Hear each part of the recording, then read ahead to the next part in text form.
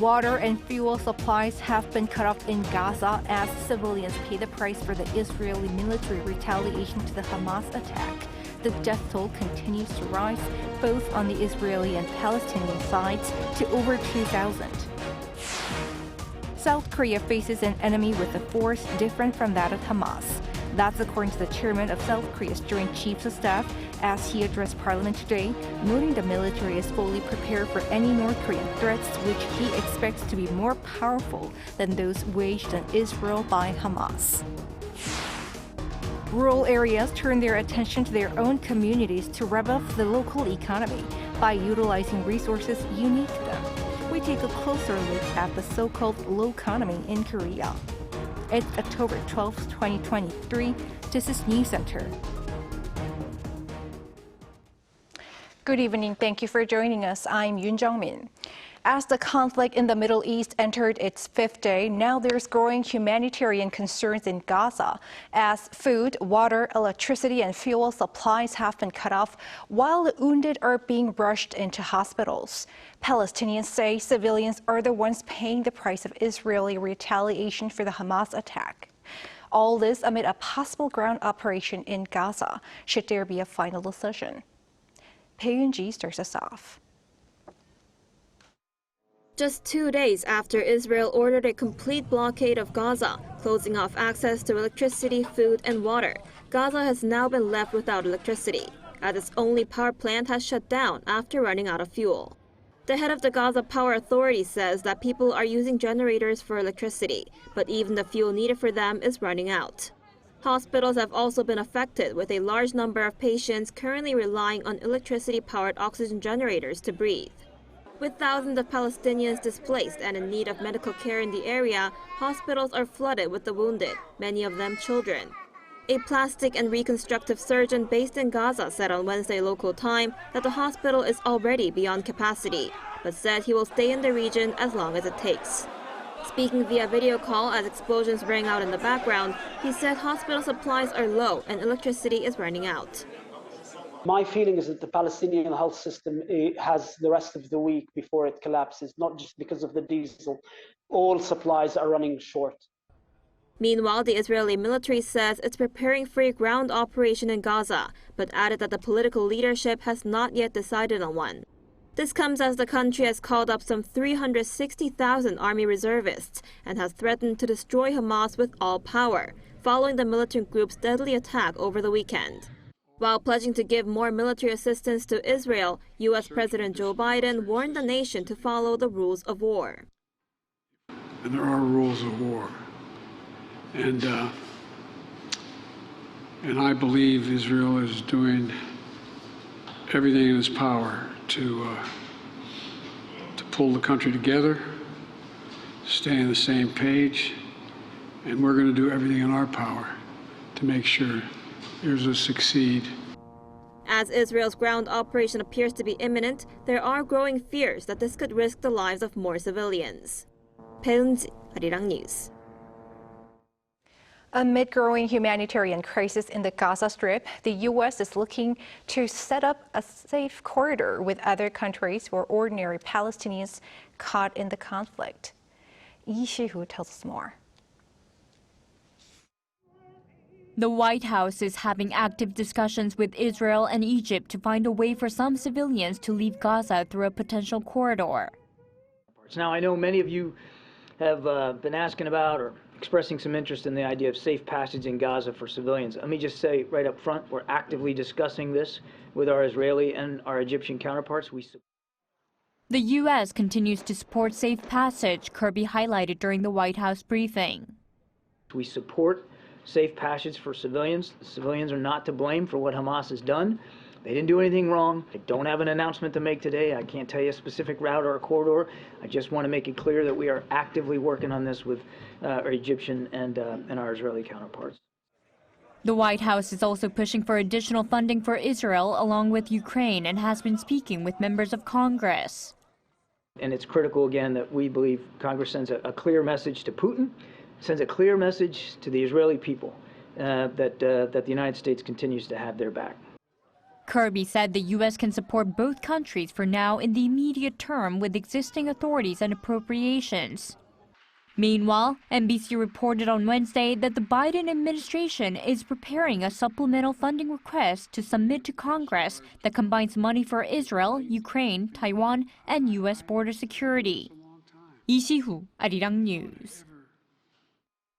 On the economic front, the Israeli-Hamas conflict is adding more concerns on the global economy, especially in terms of high energy prices and inflation. While some say there's no immediate impact, others are concerned about the situation long term. Our Park Go-nu explains. Global economic uncertainties are stemming from the recent clash between Israel and the Palestinian militant group Hamas. In an interview with Bloomberg TV on Wednesday local time, Hita Gopinath, first deputy managing director of the IMF, said that broader conflict between Israel and Hamas could possibly threaten the global economy through inflation. Based on the IMF's modeling, she added if the conflict gets bigger and oil prices rise 10%, it would also cause inflation to go up about 0.4 of a percentage point 1 year later. But she also noted it's too early to predict exactly how broad the implications would be. Meanwhile, one expert noted how little of impact there has been so far on oil prices. The oil price, initially it went about 4% right after the incident, but it came down to the pre-conflict level. So the oil price so far is not the issue. So far, I would say that the incident, Hamas incident, has not had a significant effect upon Korea as well as on the global environment. However, another expert warned about what could happen to the Korean economy if the Israeli-Hamas war continues longer. If the war continues, global economic uncertainties will rise, leading to a deeper global recession, and this could negatively impact Korea's trading and the country's economy.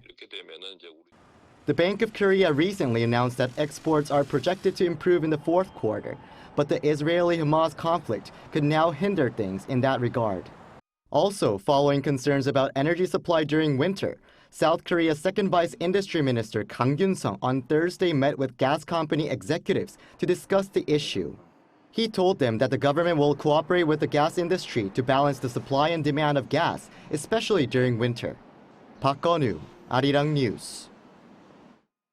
Back in this country, referring to North Korea, Seoul's head of the Joint Chief of Staff says South Korea faces an enemy with a force different from that of Hamas, noting it's fully prepared for any threats coming from the regime.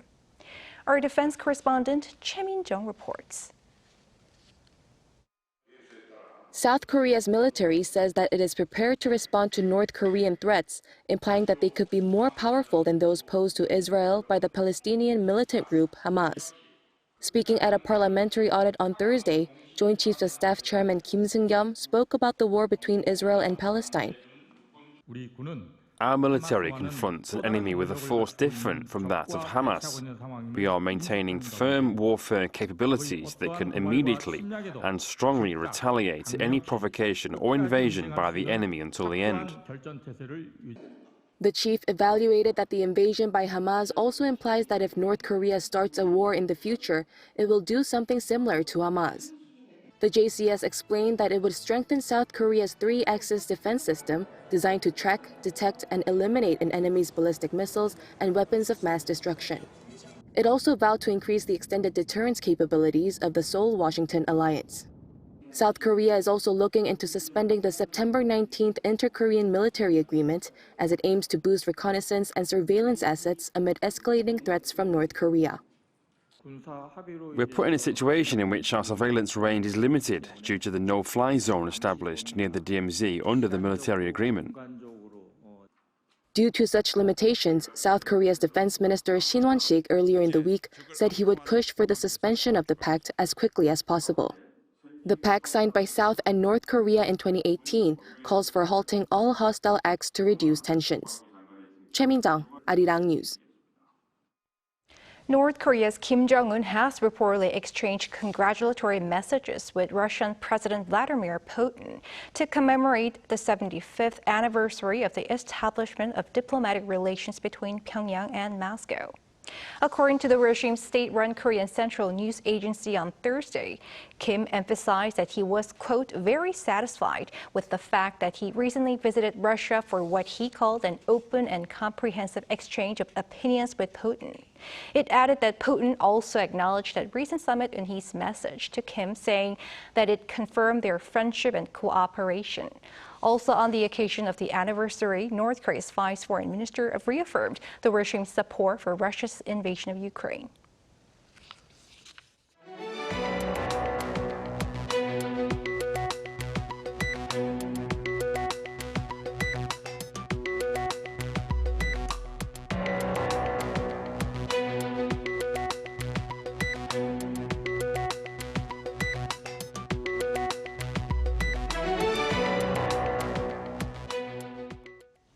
South Korea's national debt and the fiscal deficit as of August has already surpassed what the government had planned for the whole year.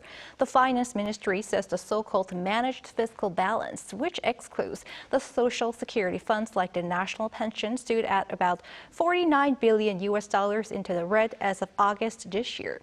Although it has improved compared to July, it outpaces the deficit forecast for the whole year set by the government by about $6 billion. The ministry attributed this to a drop in tax revenue driven by a fall in income and corporation taxes. Meanwhile, the country's national debt has exceeded the $1 quadrillion mark, which stood at about $829 billion as of August. South Korea and Estonia agreed to pursue peace and security on the Korean Peninsula and in Ukraine and ramp up exchanges in the field of aviation. According to the presidential office, President Yoon met with his Estonian counterpart, Arirang, on Thursday in Seoul, where they held a bilateral summit and oversaw the signing of an agreement on aviation. Noting the active cooperation between the two countries in advanced IT fields such as cybersecurity and e-government, Yoon expressed the hope that they will work together more broadly in research and development and defense. Karis responded, Estonia hopes to work with Korea's world-leading defense industry and digital sector. Both leaders agreed to cooperate on working for peace in Ukraine, while expressing concern about military collaboration between Russia and North Korea, as they agreed on greater cooperation for peace and security on the Korean Peninsula. President Yoon, while paying his respects to the fallen soldiers who died in the critical Battle of Jangjin Reservoir during the Korean War, vowed to further strengthen South Korea's trilateral security cooperation with the United States and Japan. According to the top office, Yoon on Thursday attended the 8th memorial event honoring the U.S. 1st Marine Division, which led 30,000 United Nations troops against 120,000 Chinese soldiers marching the South in November 1950.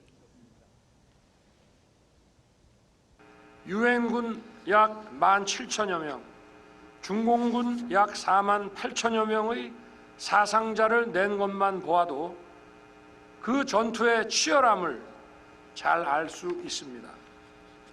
영하 40도가 넘는 추위와 험난한 지형, 겹겹이 쌓인 적들의 이 포위망을 돌파한 역사상 가장 성공적인 작전이었습니다.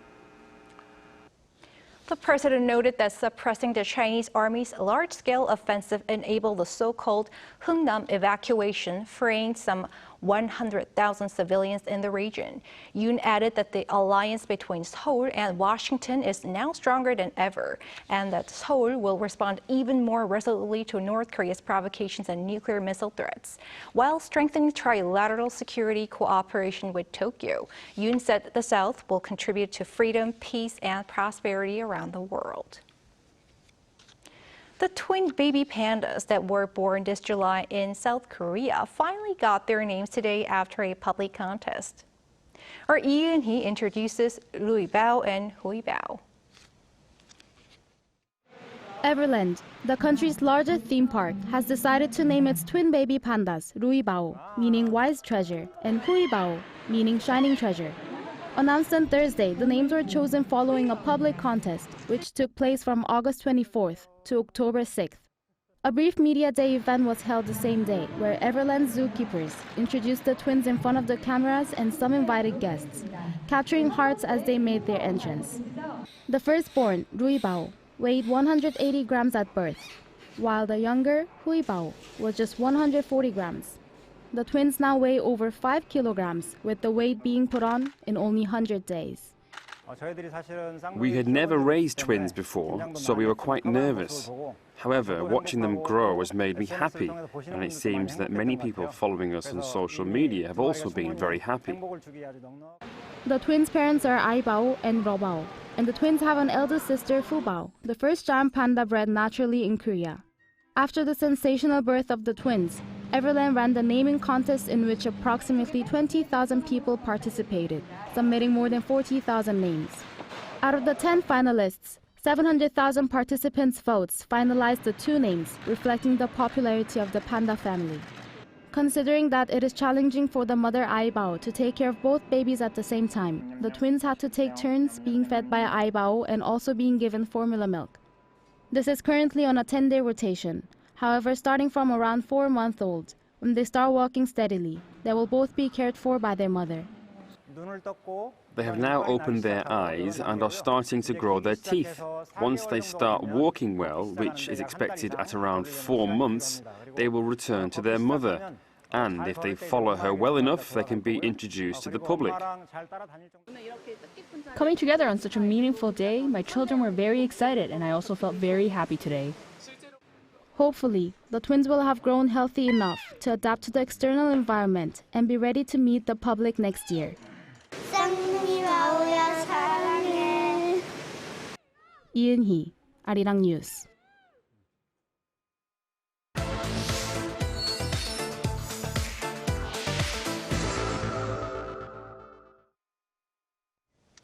With population concerns, Korea is doing much it can to boost the local economies of cities and towns outside of the capital to prevent them from disappearing.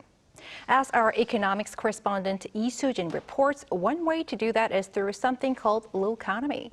She joins us in the studio to talk about it. Welcome, Soo-jin. Thank you for having me. So first, start us off. What is loconomy and why is it the choice to keep small towns alive in South Korea? So as you might guess, loconomy is a combination of the words local and economy. So it aims to stimulate local economies, especially in rural areas, through businesses and products that reflect characteristics unique to that region. And it's being seen as a way to help communities avoid extinction. Even places in Gyeonggi-do province, the only province that has seen its population increase over the past decade, are in danger of dying out. A report released earlier this year showed that 30 out of the 31 cities and counties in the province will be at high risk of extinction by 2067. And that particular designation is given to areas where the number of those aged 65 and above is more than 5 times that of women in their 20s and 30s. An expert said that stimulating the local economy by attracting visitors can prevent extinction. Let's take a listen to what he said. An influx of visitors that spend money will drastically decrease the possibility of that place disappearing, even if they don't settle down there. And the best way to draw visitors is loconomy, as it will help local businesses keeping the area alive. Here's what he said. The most important thing is to make sure that people living in the area want to stay there. Trying to directly increase the rural population is unrealistic as of now, so this is the most practical option. And Soo-jin, what are the examples of places that have been successful in boosting the local economy through this loconomy? So one example of that is a place that's pretty well known called Yangon County, which is one of the most popular surfing spots in the nation. Originally a small fishing village, it promoted a feature that made it unique: beaches with the right water depth and consistent waves that made it ideal for surfing. According to Yangon County Province, Yangon's surfing population has been steadily increasing with nearly 470,000 visitors last year. And the economic impact of its surfing industry was estimated to have almost tripled last year compared to 2019. And tell us what other regions are eyeing on low economy to give a boost to their own economies. Well, there's a neighborhood in Incheon called Gaehang, which has actually a long history that can be seen in its buildings. Once a bustling port area, it began fading from people's memories, as many began leaving the neighborhood in favor of more modern areas.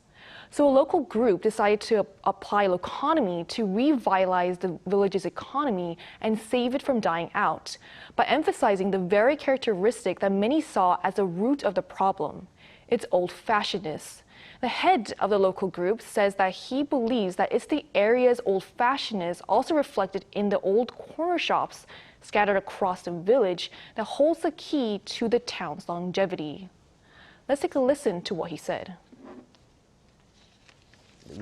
I believe that once Gaehang's economy improves and the old corner shop owners make money, they'll pass on their businesses to their children, and then the neighborhood will have a lasting history. So instead of demolishing or redesigning these shops, their old-fashionedness was not only preserved but also promoted through galleries and social media to attract visitors. This has already proven effective, as local businesses such as the custom wood sign shop are already benefiting from the visitors who are fans of the retro trend. Here's what the owner of a corner shop said. People from Seoul also began to place orders as they discovered my shop on one of their visits to Gaehang. The shop owner said that until recently, he had been tempted to close his business and leave the area altogether, but he decided to stay after seeing how the neighborhood is starting to slowly change.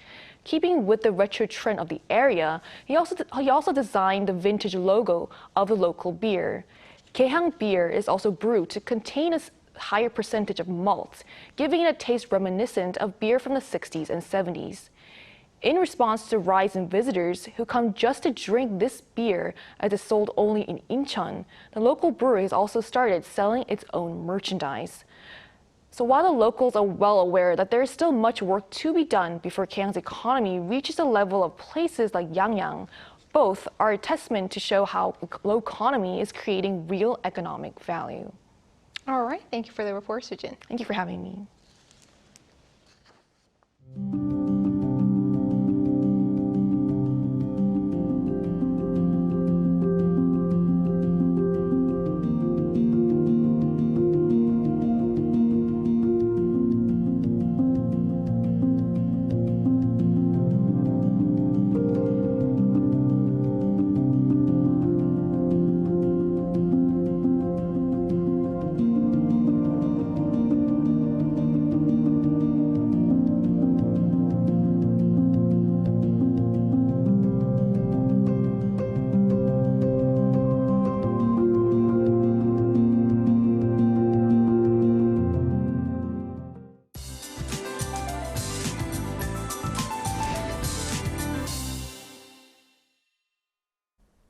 This crisp autumn weather will stick around throughout the remainder of the week. The pattern of chilly mornings and warm daytime conditions will continue for tomorrow. Lows will be dropping back to 14 degrees Celsius tomorrow. Another push of cooler air could bring frost overnight for some mountainous regions. For this weekend, sunshine will be limited for some regions with a chance of showers. Mountains are starting to change their colors. This year, the expected autumn foliage dates are later than usual due to daily temperatures in September and October that are slightly higher than average. Yesterday, Deogyeosan Mountain saw its first autumn colors. Autumn foliage will reach its peak around the end of October to early November. For the coastlines of Jeju Island and the East Coast, high waves are in the forecast. Waves may overtop nearby roadways, so for those near the area, please be extra careful. Partly cloudy skies will dominate for the morning hours. Temperatures will be ranging from 11 to 17 degrees nationwide. As for the daily highs, Seoul will get up to 22 degrees, Chuncheon 21, Daegu and Gyeongju will reach 23 degrees. Our next chance of rain will arrive this weekend with nationwide showers this coming Saturday. That's all for now, and here are the weather conditions around the world.